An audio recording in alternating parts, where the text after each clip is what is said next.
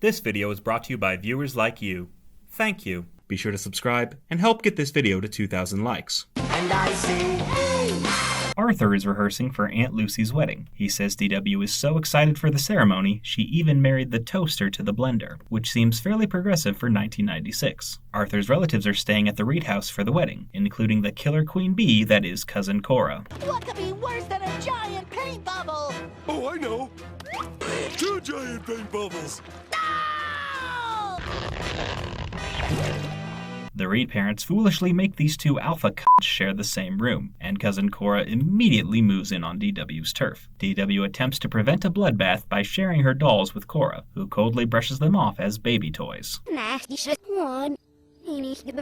How the fuck is a doll gonna get a tan? As Flower Girl, Cora brags that she's the most important part of the ceremony. She flaunts her quote-unquote gold locket in DW's face and then yells at her when the cheap-ass clasp breaks. Cora runs crying to her pushover of a mom, claiming DW broke the locket. DW tries to defend herself while her mom doesn't do a damn thing. We're barely 3 minutes into the episode and already I want to take a blowtorch to this curly-haired cretin.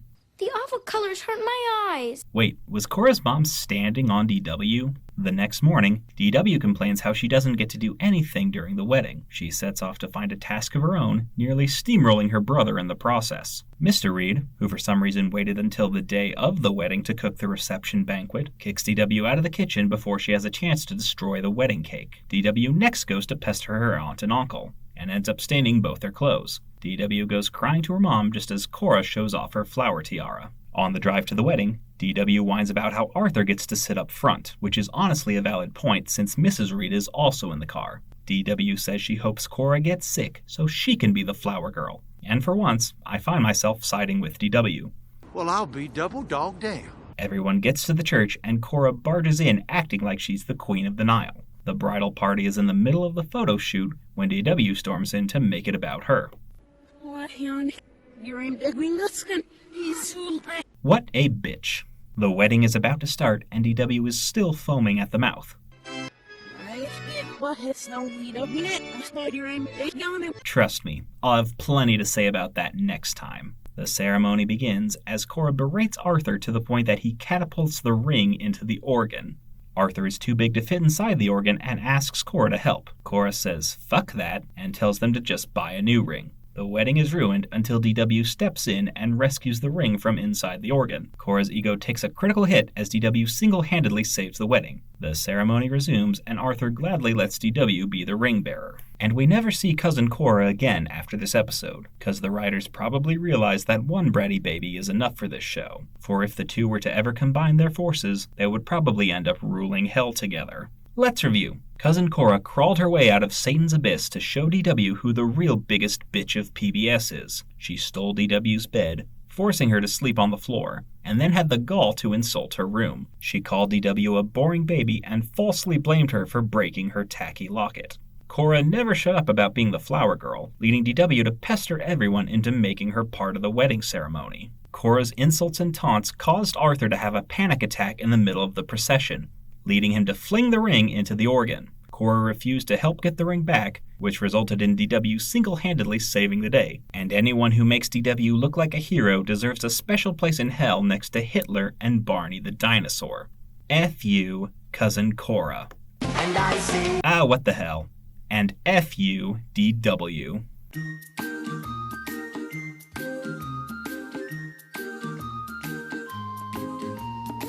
and I say, hey! Arthur is doing rabbit blackface when DW comes in to stop the show. Arthur steps in to put things back on track, and even for an opening teaser, things are getting way too meta. Arthur and DW are fighting over the remote as DW refuses to give up the last minute of her TV time. DW changes the channel to TLC and gets enamored with an ad for a show about the perfect wedding. DW asks her dad if she can have a wedding, which he naively brushes off as he knows nobody will ever want to exchange vows with his overbearing offspring. DW goes to Emily to plan the perfect wedding, even though neither of them seems to know what a wedding really is, which makes absolutely no sense seeing how DW was the ring bearer for her Aunt Lucy's wedding. Emily lets DW borrow one of her nanny's dresses. which looks like a marmalade sandwich threw up on a shower curtain. DW decides to have the ceremony at the Crosswire house, and Muffy gleefully takes on the role of wedding planner. DW lies and says the wedding is for D-Woo, as she's worried Arthur might selfishly ruin her sham child marriage. DW tells Muffy she wants a high-concept fantasy-themed wedding with unicorns and rainbows. When Muffy asks who the groom is, DW randomly picks James, saying she wants someone who will do anything and everything she tells him. James, you poor bastard. DW is on cloud 9 until Muffy explains what a wedding actually is. Which again, DW should already know because she's already been to one. Muffy says it's too late to call off the wedding because even though she just printed out the invitations, she's scheduled the ceremony for tomorrow. That night, DW has a nightmare about being married to James and moving in with his family. But let's be honest, we all know James is way too good for this nitwitted knee-biter. DW decides to not show up, until her dad ropes her in to help cater for the reception. The Tibble tire fires go to get James for the ceremony, who apparently wasn't even told about being the groom. Backed into a corner, DW finally tells Muffy the truth. DW gets overwhelmed by the mess she created for herself and runs off in tears, but not before her father gets stuck with the bill. Instead of getting grounded for the rest of her life, DW is allowed to watch TV with Emily, who she says would still make a perfect bridesmaid. Think you'll be available in about 20 years? Look, it's been a hot minute since I was 24, but even then, I thought that was still too young to get married. The last thing we need is a full-grown DW with a wedding ring and the power to vote. Let's review. DW decided to throw herself a lavishly expensive wedding despite not knowing what a wedding is. She roped in her best friend to help make her delusional fantasy a reality, and conned Arthur's snobbiest friend into planning the whole ceremony. She once again dragged poor James into her schemes of romance. Not because she liked him, but because she knew he would do whatever she wanted. When DW found out what a wedding really is, she tried to back out until she was forced to confront the consequences of her own terrible decisions. Despite not going through with the sham marriage, DW's father was still forced to pay for the entire thing, which will likely put him and the Reed family in the red for the foreseeable future. And even though DW tried to trick another child into marrying her and bankrupted her father's catering company, once again, DW goes unpunished because I guess 11 minutes isn't long enough to include the ass whipping she desperately deserves. F you, DW. And I say, hey! Arthur explains how DW never goes anywhere without her Blankie, even though it's never made a single appearance in any of the 50 episodes prior to this one. DW discovers her Blankie has gone missing. DW runs around the house looking for it, knocking over everything and everyone in her path. My blankie's missing. Big whoop. Fun fact, that was actually Mark Brown's original title for this story. Arthur nearly manages to escape before DW strong-arms him into helping her find her Blankie. DW's first instinct is to blame the dog, because I guess DW hates animals. Go figure. DW threatens Arthur that if he doesn't help her find the Blankie, she'll tell all his friends he sleeps with a teddy bear, which according to every 90s kids show is the most emasculating thing you can do, aside from getting kissed by your grandma and accidentally walking into the girl's bathroom. DW remembers last having her Blankie when she and her mom went to visit the Tibble Twat Waffles. DW reasons the dastardly dipshits must have pulled a total Tibble recall by stealing her Blankie and then wiping her memory. They go to visit Grandma Tibble, only to learn the dim-witted duo are out of town. Not only that, but Arthur gets suckered into babysitting the terrifying twosome as soon as they get back. DW next drags Arthur to the dry cleaners, where she believes the machine hypnotized her into handing over her Blankie. She goes to the store only to get laughed at by the manager. Hey lady, stop tickling other people's children. DW then tries the library, where Arthur accidentally runs into Binky.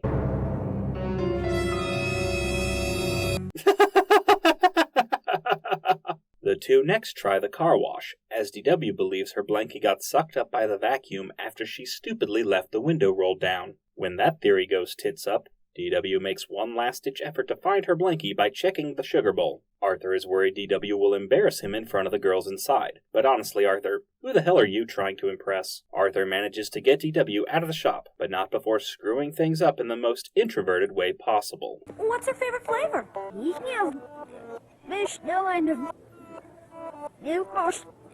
Yeah. Smooth. Fed up with DW's wild goose chase, Arthur decides to ditch his sister to watch movies with Buster, only to find out Buster's mom already returned the movie to the video store. Don't you hate when that happens?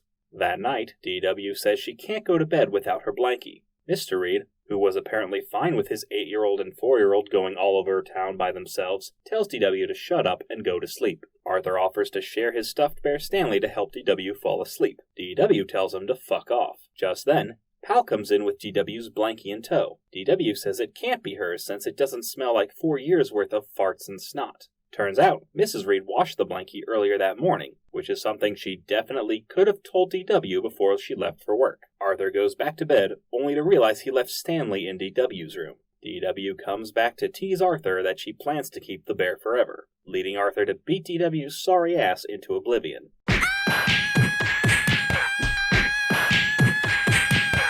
Let's review. DW lost her goddamn mind over a glorified snot rag. She blackmailed her brother into helping her and dragged him all over town trying to find the damned thing. She accused everybody she knew of taking her Blankie and indirectly caused Arthur to embarrass himself in front of his friends. She caused Arthur to miss his movie day with Buster and accidentally roped him into babysitting the Tibbletaints. DW refused to go to bed without her Blankie and coldly brushed off Arthur's attempt to help her go to sleep. It turned out DW failed to realize the Blankie was in her room the whole time, because it only took her parents 4 years before they decided to clean DW's gross-ass security blanket, which is probably host to God knows how many infectious diseases. And even after Arthur helped find her Blankie, DW stole his teddy bear and refused to give it back. But the main takeaway from this episode is that when something of yours goes missing, you shouldn't rush to accuse everyone of stealing it. Because as the saying goes, when you start pointing fingers at others, you've got at least one middle finger pointing right back at you. F-U, D-W. And I say, hey! DW takes over the show to tell everyone just how awful Arthur is, like how he selfishly demands privacy and has the utter gall to be slightly overweight. Tasty. DW goes to the Tibble tryhards for advice on how to deal with her brother. The diabolical duo tell her to hypnotize him into being her personal slave. They also suggest she should wait until he becomes a famous pianist and then ruin his concert by showing up late and eating loud snacks, which seems way too evil even for DW standards. DW shoots down their terrible ideas, calling them both goopy heads. The Tibble turds gaslight DW into thinking she's the greatest insult comic on 2 legs. DW tries out her weak-ass insults on her brother, only to get decimated by the level 20 roast master. DW, please move your big, enormous, large, gopher-looking head. Damn! At least my head doesn't look like a football with glasses. No, your head looks like a big meatloaf with raisins. Holy shit! The Reed parents are about to leave for date night when DW comes in crying about her epic failure. Arthur said my face looks like a watermelon except for the bad haircut! The Reed parents ignore this hilarious insult and leave babysitter Catherine to sort out DW's hissy fit. Arthur and DW continue to exchange insults throughout the night, which ends up devolving to the point of the two just shouting the thesaurus at each other. DW nearly gets the better of Arthur until he pulls a 619 by turning DW's own name into an insult. You're such a Dora Winifred! Catherine does what she should have done in the first place and sends the two to bed. That night, DW has a dream where she gets verbally attacked by Arthur the Grand Wizard. Wait, nope, can't call him that. DW's dear friend Walter tells her she can only defeat her brother with the help of the Great Thesaurus. DW uses dream logic to get to the Thesaurus's castle. You didn't want to watch me walk through the woods, did you? That would be so boring. No, but we definitely wanted to watch you blow your nose for 15 seconds. Turns out, the Tibble tightwads were turned to stone by evil Arthur's literal insult hurling. Miss Turner guides DW through the castle, passing by several cost-saving stock footage files along the way. DW meets with the Great Thesaurus, who gives her the perfect insult for Arthur. DW goes to use the insult on her brother, which ends up killing him. DW rightfully shits her pants right when her parents wake her up. DW apologizes to her brother and the two make up, as DW is glad her nightmare is finally over. Or is it? Let's review. DW foolishly tried to step to Arthur's game and was rightfully put in her place. She tried using a lot of big words to one-up her brother, only to get utterly decimated when he used her own name against her. The only way for DW to beat Arthur was in her dreams, where she ended up killing him. And even after DW learned her lesson and apologized to Arthur, it turns out that none of it even happened. Because Arthur roasted her so hard, he ended up trapping her in an endless nightmare that she hopefully never wakes up from. F.U. DW. And I say, hey! Arthur and Buster are playing catch outside, because it's 2006 and the only thing worth watching on YouTube at the time was this.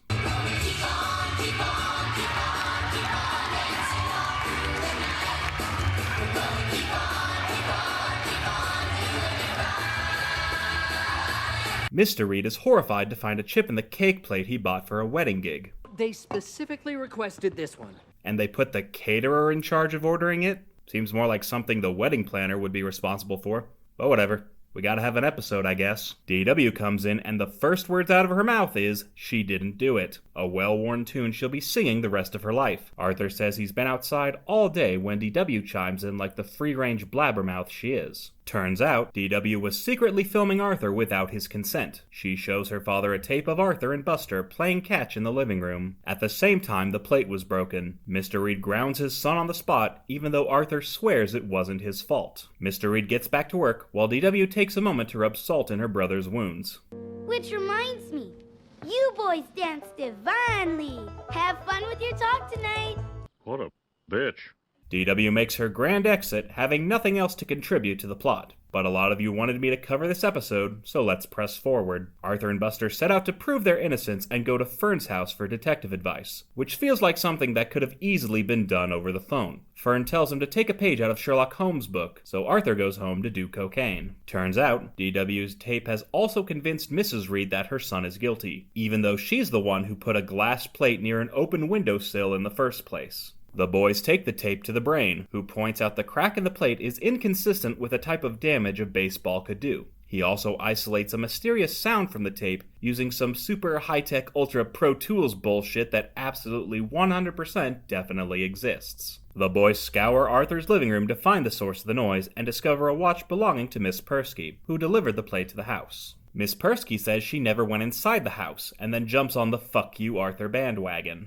Are you sure you didn't break it? Why does that voice sound familiar? Arthur starts to question his own sanity as everyone is turned against him. The boys go to Fern, who tells them the watch is the only thing that could have broken the plate, which again, could have been covered on a phone call. The boys go back to Arthur's house, where they discover the source of the noise is a faulty manhole cover. Arthur starts to put two and two together and comes up with a plan to prove his innocence.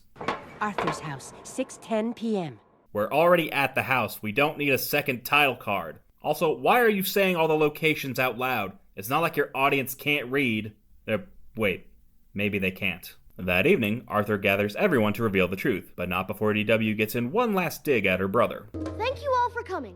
I'm here all the time. Mom. It turns out Miss Persky's watch fell off her wrist after she dropped off the plate. The watch was then propelled by the manhole cover through the window and cracked the plate, which sounds like the kind of bullshit an actual 8-year-old would make up to save their ass. Mr. Reed apologizes to Arthur, and Miss Persky agrees to replace the plate free of charge. I do so love a good mystery. This is a story of when Caillou went to the park with his grandpa, and he met a boy he didn't like. Or at least, Caillou thought he didn't like him. It seems all is well that ends well, except Miss Persky stupidly leaves the new plate next to the window.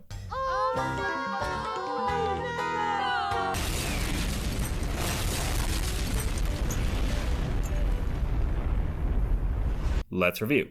DW filmed her brother without his consent and used it to frame him for a crime he didn't commit. She taunted him after getting him grounded and didn't even offer to help prove his innocence. Arthur and Buster ran all over town to help get their proof, leading them down a rabbit hole which ended with a manhole that made Mr. Reed shut his cake hole. And even after Arthur successfully proved his innocence, it didn't mean a damn thing since everyone ended up right back where they started. So, F you, Mr. Reed, for rushing to blame your son. F you, Mrs. Reed, for putting a glass plate next to an open window. F you, Miss Persky, for being the Caillou narrator. And of course, for making the tape that got her brother in trouble in the first place. FUDW.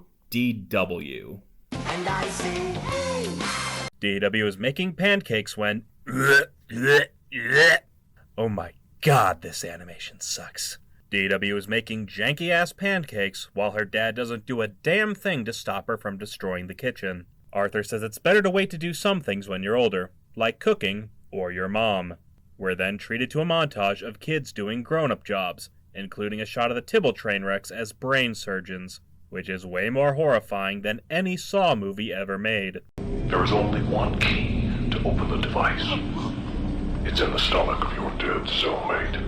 Everybody in town is obsessed with Dr. Whosit, a brand new show about wacky British sci-fi bullshit. Though if it has anything to do with the beloved series about a time traveler and his phone booth, it's weird that everyone's getting into it now, and not 60 years ago when it first came out. DW is struck with a fatal case of FOMO as Arthur and his parents tell her she's too young to watch the show. DW and Bud try asking the Tibble Tremors what the show is about, only to get scammed out of her pizza muffin. Though honestly, I care much less about Dr. Whosit and way more about Dr. Who the fuck puts whole black olives on a savory muffin. That night, DW sneaks downstairs to find her parents watching the show. Her parents tell her to go back to bed as the show is way too scary for her. Look, I don't know about this Dr. Whosit, but I've been watching Doctor Who for over 15 years, and aside from a few key moments, it's not that damn scary. The next morning, DW tries to DVR the show, only to find a parental lock on the TV. DW tries to trick her mom into giving her the password with a game of Hangman, which feels like the type of scam you'd find on your grandpa's Facebook feed. DW uses her Mary Moo Cow periscope to spy on her dad and learns the password is in a little black book. DW ropes in Bud to distract her dad while she steals the book, giving her full access to the Reed parents' private passcodes and banking info. DW finds the password for the TV is literally her last name.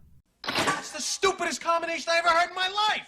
The two sneak off to watch the show, which proves to only be scary for the first 15 minutes. Wait, you're telling me they travel through time and space in a mailbox? How the hell do they get inside that thing? The two are bored out of their minds when they get caught by her parents. DW gets grounded, and Bud gets the fuck out of Dodge. The Reed parents tell her there are some shows that just aren't appropriate for kids, and she should trust them to know which shows are alright for her to watch. Though if PBS really wanted to drive this message home, I'm not sure why they went with a show as softcore as Doctor Who. Even Sesame Street did a Game of Thrones parody.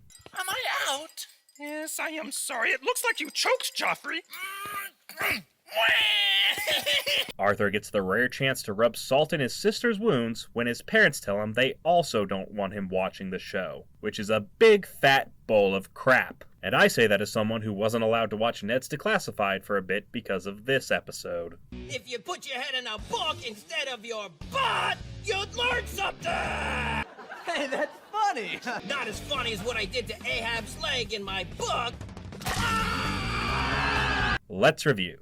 DW became obsessed with a show she was too young to watch. Instead of torrenting the show like any other modern child, she tried to scam her parents out of the code for the TV's parental lock. She stole a private book filled with the Reed parents' most sensitive account info, only to find out she could have easily guessed the code on her own. And even after she finally got to watch the show, she got bored halfway through and was somehow surprised when she got grounded for lying and disobeying her parents. Though none of that is nearly infuriating as the Reed parents' decision to ban their 8-year-old from watching a show he's already seen, which seems especially irrelevant since kids now have unfiltered and uncensored access to everything on the internet all the time, including this video. Fuckity ass shit cunt. Welcome back everybody, and FUDW.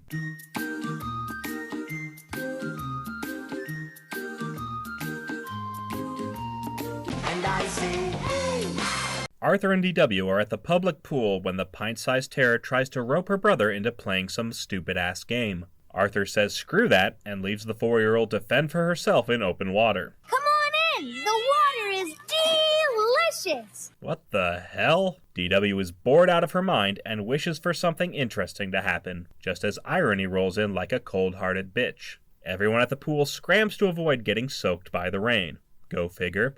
As DW realizes too late that she grabbed the wrong backpack. DW loses her shit as her backpack contained her most prized possessions, like Mary Moo Cow, Crazy Bus, and Arthur's balls. DW accuses everyone at the pool of conspiring against her, even though she's the one who took some other kid's backpack in the first place. Instead of dropping the backpack off at the Lost and Found, DW takes the mystery bag home to figure out who it belongs to.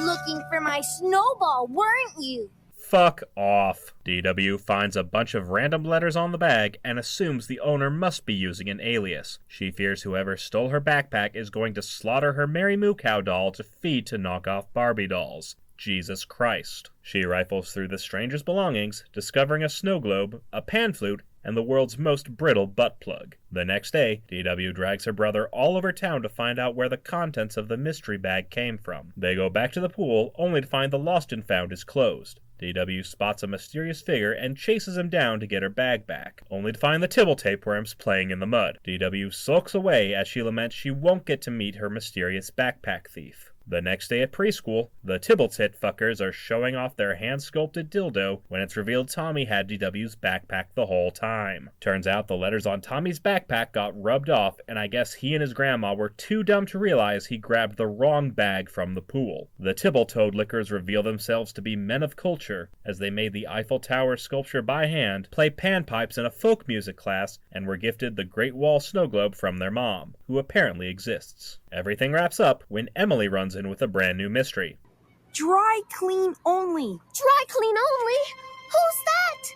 I don't know any dry clean only. How did she know they were at the pool? Emily says her hat was stolen and replaced with an uglier one, and I had to rewind this several times just to make sure it was actually a different hat. And the Tibble Trash's mom is never mentioned again after this episode, because their grandma probably lied about the snow globe to spare the twins the shame of knowing their mother ran off after giving birth to the two biggest hellspawns since D.W. Reed. Let's review. DW stole a random kid's backpack and blamed it on everyone except herself. She tried to track down her own backpack by going through the contents of the mystery bag without the owner's permission. She dragged her brother all over town on a wild goose chase that ended with the dumbest twist ever. And even after DW got her backpack back, she roped herself into solving another pointless mystery that could probably be solved in 2 seconds if there were any responsible adults in Elwood City. F you, DW. And I say, hey! Arthur and DW are walking to the movies by themselves, because I guess the Reed parents want their children to get kidnapped. DW is excited to see Toy Story 2, while Arthur wants to see Bill and Ted 5. They take a shortcut to the theater, where Arthur gets pressured by his friends into watching Bill and Ted against DW's wishes. DW is rightfully upset with her brother for making her miss the greatest animated movie ever made, in favor of stoner Doctor Who. DW takes over the show to whine about how she feels stuck in her older brother's shadow.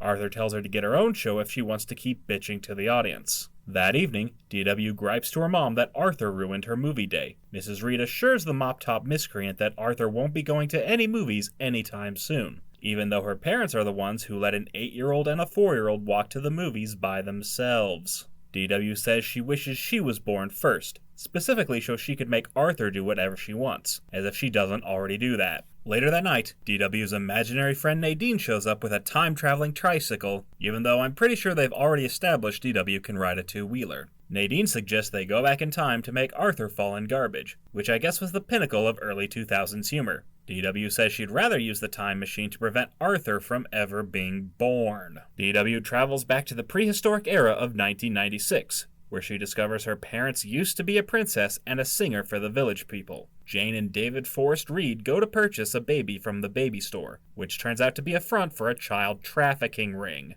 The two are about to buy a baby girl, only to get conned into buying a defective baby Arthur. DW seeks to rectify this by traveling further back in time to make sure her parents buy her instead of Arthur. Satisfied with her time fuckery, DW goes back to the future to see her life is now perfect, as her parents persistently spoil her with a never-ending barrage of pets and money. And yet they still allow the 4-year-old to walk to the movies by herself. DW is thrilled, until she realizes she doesn't have a little brother to torture. DW leaves baby Arthur on the Reed's doorstep, who agree to take him in once DW points out they can get a sizable tax deduction. DW goes further into the future to find her older self brainwashing her baby brother. Big sister DW takes Arthur to a rally to make Mary Moo Cow the president, which is somehow the least confusing part of this episode. Everything seems great until baby Arthur throws a tantrum and ends up smashing his glasses. DW gets blamed and is forced to take her little brother to the movies, even though he has no glasses and won't be able to see a damn thing on the screen. The two try taking a shortcut, only to end up lost. DW and Nadine try to help them, only to have the time machine stolen by baby Arthur. DW accidentally bumps into her future self, creating a paradox that threatens to destroy the world. But not to fear, it turns out the whole thing was just a dream. Arthur wakes DW from her nightmare, who tries to explain what happened. You know babies don't come from stores. Remember when Kate was born? Mom and Dad explained it to you. Oh, right. Wait, then what the hell was the last 10 minutes about? In a welcomely wholesome ending, DW falls asleep next to Arthur, as she's happy to have an older sibling to look out for her. Let's review. DW got mad at Arthur for ruining her trip to the movies. She got her revenge by going back in time and erasing him from existence. She screwed up the canon just to make sure she was born first. Her older self took full advantage of her baby brother's naivete until she got a taste of her own medicine. DW realized being the big sibling isn't everything it's cracked up to be, and happily returned to her role as Arthur's younger sister and perpetual tormentor. And in the end, all of this could have been avoided if the Reed parents didn't let their 8-year-old and their 4-year-old walk to the movies by themselves. F you, Mr. and Mrs. Reed. And I say, hey! Nadine comes out to remind everyone just how much DW sucks, as it seems even DW's conscience is getting sick of her crap, like when she ruined her dad's catering job after trying to carry all the boxes at once. DW goes on to ruin her mom's good suit, as Nadine warns us not to watch the rest of the episode. Good enough for me. And I say, hey! Just kidding. DW turns green with envy when she sees Emily's brand new earrings, which are apparently made with real stone. Whoop-de-frickin-do. That afternoon, DW walks in on her brother inhaling cake like a vacuum. Mrs. Reed returns home and DW instantly snitches on her brother's pantry raid. Why didn't you just have an apple? 'Cause your husband's a baker and cake tastes good. Leave him alone. Rather than just asking for earrings, DW tries to coyly manipulate her mom into buying them for her. Mrs. Reed sees through her daughter's BS and tells her to fuck off. DW refuses to take no for an answer. Red flag, as she continues to pester her mom. Mrs. Reed remains steadfast, claiming DW is too young for earrings and they'll just turn her ears green. But that only happens when you buy the crappy copper ones, you cheap bastard. Things come to a head when DW tries making her own earrings by supergluing her mother's jewelry to her hair. Instead of grounding DW for the rest of her life, Mrs. Reed agrees to take DW to the store to look at earrings. DW and her mom go to the store, where they bump into Mr. Crosswire. Mrs. Reed gets roped into a conversation about hypothetical tax evasion, prompting DW to sneak off to get the earrings herself. Nadine convinces DW to turn back, but not before taking a moment to fat-shame Arthur. Hey, that looks like Arthur. Well, fuck you. The two end up going in circles before realizing they're lost. Instead of asking a grown-up for help, DW vandalizes the pig display to get a better view. She sneaks into the security office and uses the cameras to assault the staff and customers, before getting chased out by a janitor who will inevitably get the blame for DW's shenanigans. DW gets chewed out by her imaginary friend for dicking around. Just as she realizes she's hungry, she tries to swipe all the free samples by impersonating the store announcer, only to find there's nothing left. DW fears she may be lost forever, as she imagines a life of stealing food and living in the ceiling. Her daydream is interrupted when she bumps into Emily, who is returning her earrings after they turned her whole ears green, which is absolutely not how that works. Nadine puts her imaginary foot down and demands DW ask Emily for help. Emily leads DW back to the entrance, where her mom somehow hasn't noticed her daughter's been gone for 5 whole minutes. DW says she's changed her mind about the earrings. Mrs. Reed is proud of DW, blissfully unaware of the chaos and destruction her daughter hath rained down upon the one and all mart. Welcome to All-in-One Mart, the store big enough to swallow your town. Today's special in our sportswear department, pre-worn sneakers for lazy people. If you've lost your child, come to our Lost Child department, located behind the toy department. And on your way, why not buy a new toy for that poor, frightened child that you lost? Free samples available all day at our water fountain. Big sale in our book department. Books without vowels now half price. Who needs expensive air conditioning when Army surplus jet turbines are on sale in our wind department? Who doesn't doesn't like the satisfying flavor of fresh, warm, carbonated milk? The late-night treat that lulls you to sleep and burps you too.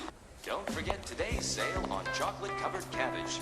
It's the dessert that makes you go bleh. Right now in our free sample department, everything is half price.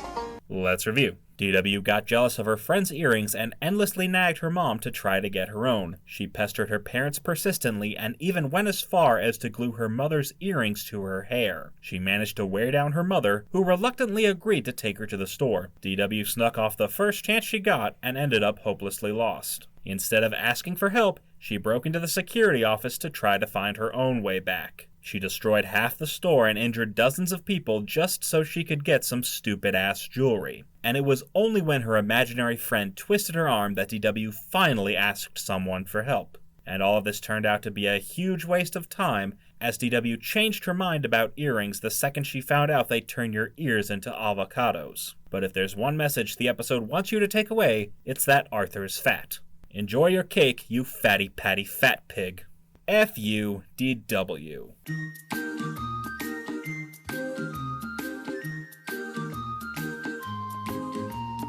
And I say, hey! There is unrest in the Reed home as DW still thinks about the Snowball all the time and won't shut up about it. There is unrest in the Reed home. DW still thinks about the Snowball all the time and won't shut up about it. I just said that. DW interrupts Arthur's random-ass Star Wars homage to blame her brother once again for the stupidest crime ever conceived. DW goes to the freezer to get ice cream for her mom's birthday dinner, only to find the Snowball has mysteriously returned. DW is thrilled to have the lumpy ball of ice back after almost 7 months, though honestly it feels more like 7 years. DW becomes paranoid that the Snowball will disappear again. She stays up all night with the fridge open, refusing to let the Snowball out of her sight. She then steals Arthur's bike lock to make a safe for the Snowball, which is pointless since the thief could just as easily steal the safe. DW's manic obsession gets the best of her when she tries stabbing her homemade safe to make sure Arthur hasn't stolen it. Instead of taking her daughter to counseling, Mrs. Reed fuels DW's paranoia by allowing her to keep the Snowball in a cooler next to her bed. Ironically, all of DW's shenanigans have caused the Snowball to start melting, which she instinctively blames on Arthur. DW goes further down the rabbit hole as she tries to get definitive proof that Arthur stole the Snowball in the first place. She tricks the brain into coming over by pretending to be Arthur on the phone. Not sure how we fell for that one. She pays him with the entrails of her massacred piggy bank to prove the Snowball couldn't have been hidden in the freezer for months without getting squished. I could have told you that for free. The brain finds ice cream from his parents' store in the freezer and deduces the Snowball showed up on the same day that the ice cream was bought. The brain is about to crack the mystery right when Arthur shows up to point out the so-called genius is getting scammed by a preschooler. Arthur and the brain get the fuck out of Dodge as DW swears vengeance upon their souls. DW gives up hope of finding the truth as her Snowball is reduced to a puddle. Just then, Arthur admits he was responsible for the Snowball's mysterious return all along. He explains how he tricked her by buying a plain snow cone from the ice cream shop when his dad sent him out to get dessert for their mom's birthday. And again, why are the Reed parents sending their children out into the world unsupervised? DW still demands to know why Arthur stole the Snowball in the first place, leading Arthur to snap and verbally whoop her ass. He points out for the 10 millionth time that it doesn't fucking matter, and DW finally relents and apologizes for blaming him. She thanks him for the fake Snowball, and we get this weird epilogue with the aliens who supposedly stole the Snowball. But it's not the same aliens from the original episode. But seriously, I'm telling you, it was the dad. It probably just got lost behind all that stuff in the freezer. Uh-huh. Sure. Let's review. DW lost her Snowball and spent almost 7 months blaming it on Arthur. When the Snowball mysteriously returned, she became even more paranoid, keeping it under lock and key and refusing to let it out of her sight. She looked a gift horse in the mouth and spent all her time trying to prove Arthur stole the Snowball in the first place, going so far as to bribe his smartest friend to prove his guilt. She fussed with the Snowball so much that it turned into a puddle in a matter of days. It turned out Arthur put a fake Snowball in the freezer to calm his sister down, which backfired horribly, because no good deed in the Reed house goes unpunished. And it was only when Arthur put DW in her place that she finally agreed to shut up and move on with her life. F-U-D-W. And I say, hey! Hey, I have a Patreon. Sign up at patreon.com/mattneff to get your name in the thank you credits, along with early access to every FUDW and the chance to vote for future episodes. If there's a movie or show you'd like me to talk about, top-tier patrons can commission a review for my channel. Check out the link in the description to become an FUDW superfan. Also, I'm now on Cameo, so make sure to check out my profile to get a personalized FU video. And I say, hey, what a wonderful kind of day. If you can learn to work and play and get along with each other.